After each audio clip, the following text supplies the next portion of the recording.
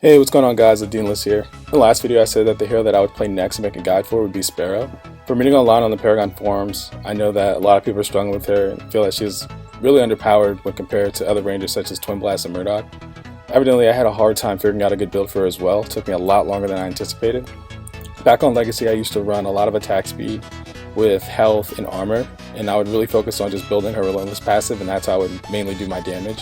But since health and armor were nerfed and then damage received a slight buff, that build I found out yesterday wasn't really that viable. Another thing that I was struggling with was positioning.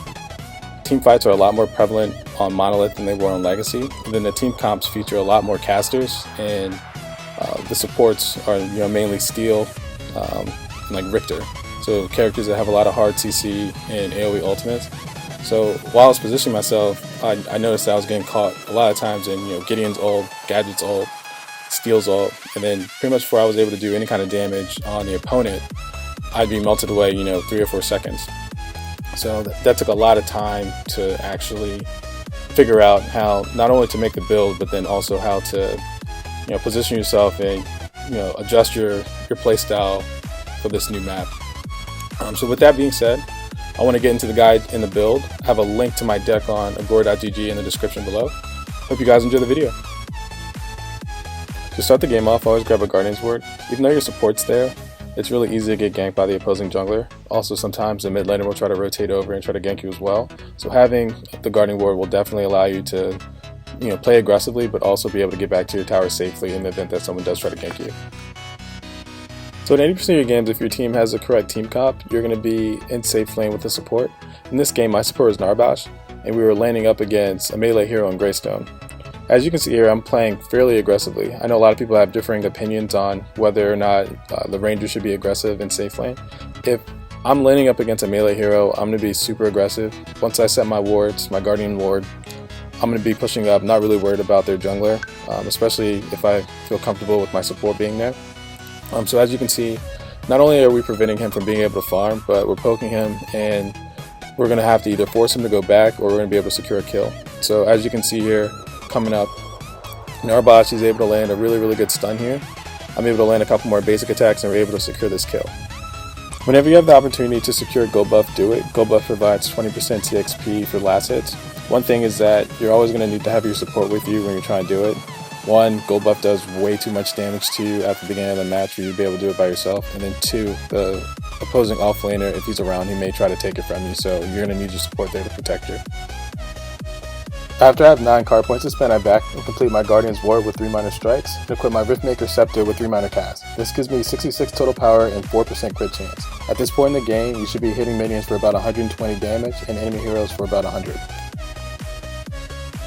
Once I get back to lane, Narbash pings that his ultimate is ready, so we end up engaging on Grux and Greystone. Greystone doesn't have his ult since we had just killed him previously, so we're able to easily secure our second kill of the game. He was also able to knock up Grux, but Grux dashes away with his escape. We chase after him, but I'm not able to hit him with my basic attack. One thing of note is that you can use your R1 ability Piercing Shot to hit targets who are out of range of your basics. This move has changed a lot from Legacy. Scaling a move is now 1-to-1 as opposed to 0.4-to-1, so it does a lot more damage. Although it doesn't pierce through terrain anymore, it's still great for securing kills and farming since it's an AoE ability as well. For whatever reason, Grux isn't back here, so we continue pushing the lane. He lands a pull on Narbash, but when he does that, he begins taking damage from our Winions. The Winions do a lot of damage to him, and I'm able to secure my 3rd kill of the game with a basic attack.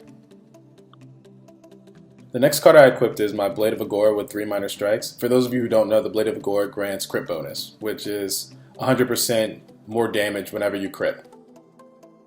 Once I get back to lane, I notice that there's a small team fight breaking out, so I'm able to jump in and I secure a kill on Grux. I try to save Gideon from Greystone, who's diving the tower, but Greystone's new ultimate is able to kill him. Here I definitely should have used Hail of Arrows to build some stacks, but I kind of had a mental lapse. I tried to use Sparrow's Piercing Shot at the end here to finish him off, but Greystone was able to get away with literally like 1 HP left. So that was definitely an opportunity that was missed. With 4 points to spend, I finished my Blade of Agora for the crit bonus, and I equipped my second Riftmagus Scepter, which ends up giving me 8% crit chance and 96 power. If you don't have this many Riftmagus Scepters, you can use a Spear of the Rift Hunter instead. After completing my Riftmagus Scepter with a minor wound, and a major wound, I equip Oasis Siphon, which gives me lifesteal and health regen. Now at this moment, I knew I was pretty powerful and I had a pretty significant card advantage over most players on the opposite team, so I was looking to be really aggressive here. I see Richter out of position, and I'm absolutely able to just tear him to shreds. My crits are doing 339 damage to him at this point in the game. Just fast forward a few seconds here, I keep pushing middle lane when I see the enemy Grugs. I use my piercing shot, which does AoE damage. It's almost like a mini ultimate, so I try to use it as much as possible. With the help of Graham, we're able to make light work of Grugs, and then Gideon tries to ult on top of us, but at this point, our DPS is on par with his ultimate, so we're able to kill him pretty easily as well. With 3 people on the enemy team down, Grim and I, we continue to push middle lane, and we're able to take out a tier 2 tower in the process. After picking up red buff, I head over to left lane to help out Gideon, and I'm able to easily take out Richter before heading back to base. With 10 points to spend, I finished my Oasis Siphon with a Drain and a Greater Drain. I then picked up another Rift Magus Scepter. My thinking here was that I should be able to find myself out in any sticky situation so that I really wouldn't need an escape. That's why I didn't go with Blink Charm. If you need it, however, you can definitely equip it here.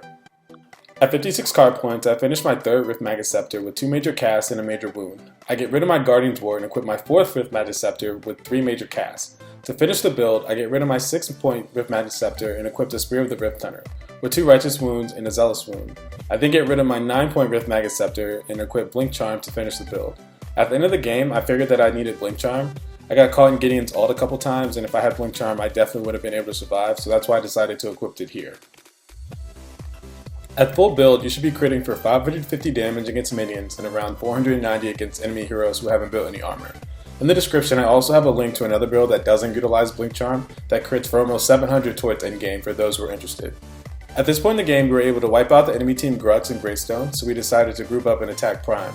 With the lifesteal you have built, Sparrow can solo or Prime, but I would only do it if you have wards and your teammates are pushing towers. As you can see with her Relentless passive, she's able to take out Ward Prime quite easily. With Prime secured, we head back to middle lane and push the inhibitor, and the enemy team can do absolutely nothing about it. Gideon tries to ult, but I easily walk out of it and I'm able to kill him when he falls to the ground.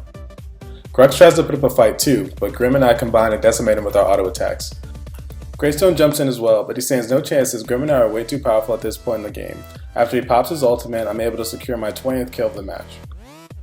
With 3 people on the enemy team dead, we head for the core before they decide to surrender. So as you can see, Sparrow is still arguably the best ranger in Paragon. With her Relentless passive combined with her piercing shot, you can do insane amount of damage to opposing heroes from safe distances while the rest of your team engages on the front lines. Once a lot of the heroes on the enemy team are low, drop Hail of Arrows and use your ultimate to finish them off. One thing of note is that since Sparrow doesn't have an escape, you have to rely on your team, mainly your fighter and your support, to peel for you. If you don't have a strong support, you will have to play safer than you would some of the other rangers because you won't be able to get away. Thanks for watching my video. If you like my Sparrow guide, please subscribe, leave a like, and a comment below letting me know what other heroes you'd like to see me play. Based on some of the comments on my previous video, I'm most likely going to do a guide for Katniss or Greystone. If you haven't done so already, take a look at my Lieutenant Bellica building guide, which can be found here. With that being said, I'll see all you guys in the next video. Peace!